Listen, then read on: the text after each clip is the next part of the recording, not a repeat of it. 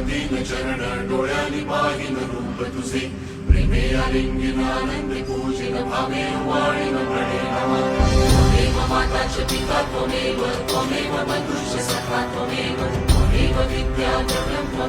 त्वमेव सर्वं मम देव कायेन वाचा मनसेन्द्रियेण बुद्ध्यात्मना